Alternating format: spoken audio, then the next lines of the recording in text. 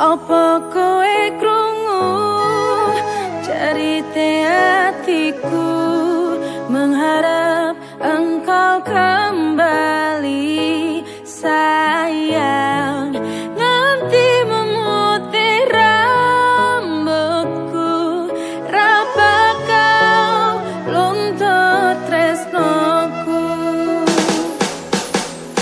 Wes tak coba nglaleke jenengmu saka hatiku, sak tenane ra ngapusi tresno sliramu. Dupa pujaning ati nanging kowe ora reti, kowe sing tak wanti-wanti malah jebol saiki kowe mlenjani janji, jari sehidup semati nanging